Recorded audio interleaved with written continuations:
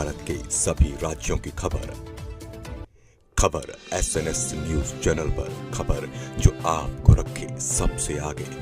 जबलपुर संस्कार धानी में जय माता महाकाली मंदिर समिति शांतिनगर गोहलपुर दमोह नाका मुख्य मार्ग द्वारा महाराज राजेश्वरी दुर्गा मंदिर प्रांगण में प्रतिवर्ष की भांति इस वर्ष भी आयोजन के 12 वर्ष में स्वर्गीय मिंटू पटेल की स्मृति में वरिष्ठ समाजसेवी युवा नेता गगन यादव के संयोजन में विशाल भंडारे का आयोजन किया गया, जो दोपहर से देर रात्रि तक चलता रहा। इस मौके पर पधारे संत श्री अखिलेश्वरानंद जी ने समिति के इस प्रकार के कार्यों को सनातन की विजय बताया। आयोजित भंडारे में बड़ी संख्या में लोग शामिल होते हैं और भंडारे का प्रसाद प्राप्त करते हैं। इस अवसर पर शहर के अनेक गणमान्य जन प्रतिनिधि, गणमान्य नागरिक तथा कई दलों एवं संगठनों के सामाजिक कार्यकर्ता तथा मित्र बंधु एवं क्षेत्रीय विधायकगण इस भंडारे में पहुंचकर प्रसाद प्राप्त करते हैं। वहीं गगन यादव ने समस्त उपस्थित होने वाले एवं अपने समस्त सहयोगियों को संस्कार धानी जाबालीपुरम वैसे ऋषि मुनियों की नगरी है और ऋषि मुनियों का यहाँ निरंतर आगमन होने का सबसे बड़ा आकर्षण है नर्मदा का निरंतर प्रवाह। और इसके कारण संस्कार धानी अपने नाम के अनुरूप अनेक मंदिरों को अपने गर्भ में समेटे हुए है। अनेक संत महात्माओं के नर्मदा के तट पर आश्रम है और अनेक प्रकार के सिद्ध और साधक संत और साध्वियाँ और सदगृहस्थ साधक लोग इस नगर में समय समय पर निवास करते हैं और अनुष्ठान चलते रहते हैं। अभी हाल ही में हमारे देश में नवरात्रि के पावन पर्व संपन्न हुए हैं। जिस परिसर में हम खड़े हुए हैं, इस परिसर का नाम है राज राजेश्वरी भगवती दुर्गा का ये पवित्र मंदिर। यहाँ पर अनेक बंधुओं का, जिनके मैं नाम नहीं रट पाया, शैलेश जी और गगन यादव जी, बहुत पवन यादव जी और एक दो नाम लिए थे ना भैया, इन लोगों ने मुझे कल सूचना दी कि स्वामी जी हम नवरात्रि के समापन के बाद और एक विशाल भंडारा हो रहा है, आप उसमें आएंगे तो बड़ा अच्छा रहेगा, हम लोगों का उत्साहवर्धन होगा। वास्तव में हमारे देश की परंपरा और हमारे देश की पहचान धार्मिक रूप में पूरे विश्व में स्थापित हुई है। भारत का ऐसा कोई भी कोना, ऐसा कोई भी क्षेत्र नहीं है जहां इस प्रकार के धार्मिक चिन्ह न मिलते हों। और ये सनातन आस्था और संस्कृति में विश्वास रखने वाला देश है।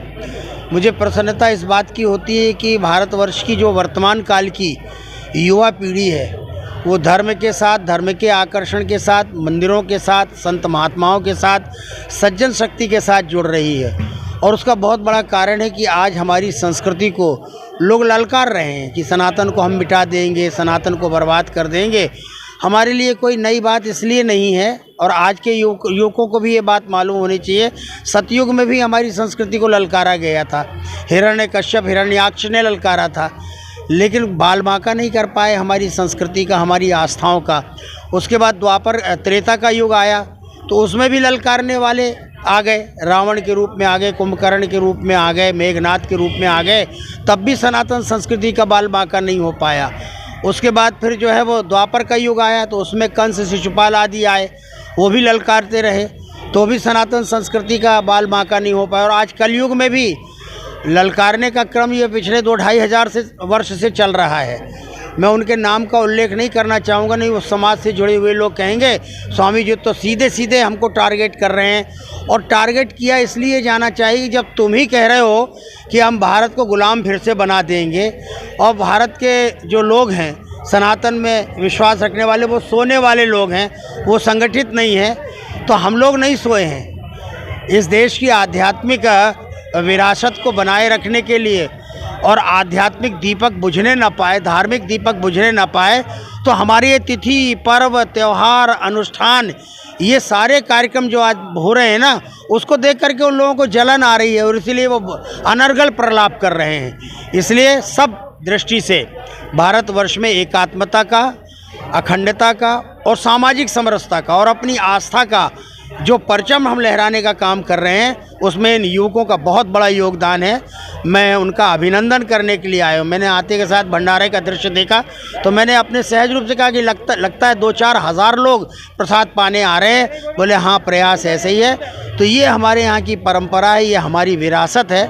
मैं इन सबको शुभकामना, और यहाँ जो भी बंधु उपस्थित हुए इनके आह्वान पर जो भगवती का प्रसाद पा रहे हैं और अपनी श्रद्धा समर्पित कर रहे हैं, मैं आप सबका और ख़ास तौर से इलेक्ट्रॉनिक मीडिया से आप जुड़े हुए हैं, आप मेरे बीच बीच में इंटरव्यू लेते भी रहते हैं, प्रसारित भी करते हैं।